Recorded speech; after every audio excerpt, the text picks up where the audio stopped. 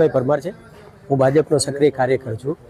આ જવાહર રોડનો પ્રશ્ન એટલો જ સળગતો પ્રશ્ન છે કે 25/2/26ના રોજ આ ઓપનિંગ કરેલ હતું, ઉદ્ઘાટન કરેલું હતું। ત્યારબાદ એકદમ ગોકળ ગાયની પ્રક્રિયાથી કામ ચાલતું હતું।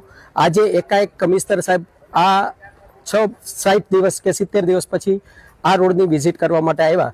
આ વિઝિટમાં મેં એમને રજૂઆત એવી કરી કે ભાઈ આ ક્યારે કામ પૂરું થવાનું છે, તો કમિશનર સાહેબ ખુદ પોતે એને મને એવો જવાબ આપેલો કે આ કામ અમારે કરવાનું થતું જ નથી, આ કામ થવાનું નથી, આ જે પોઝિશનમાં છે એ જ રહેવાનું છે।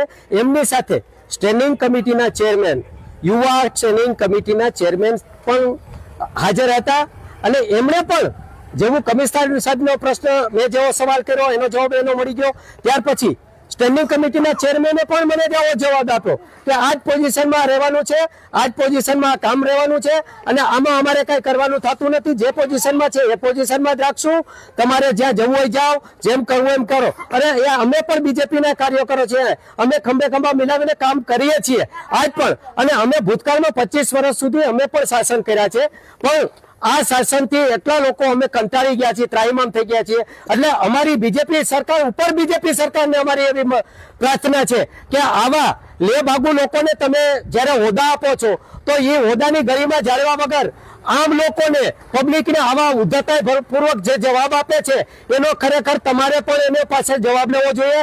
પબ્લિક તમને પેટ ભરીને મત આપે છે અને પબ્લિકને તમે આવો જવાબ આપો છો એ વ્યાજબી લાગતું નથી।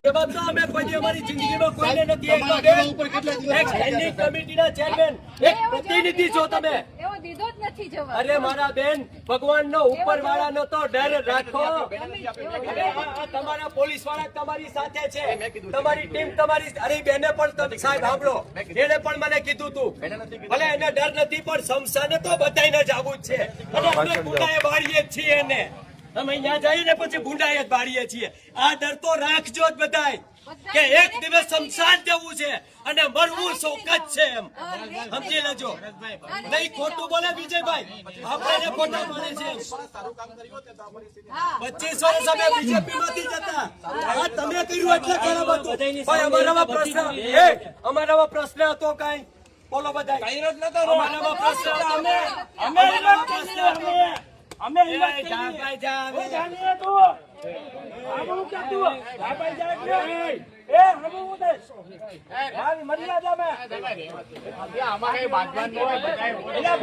કરી અમે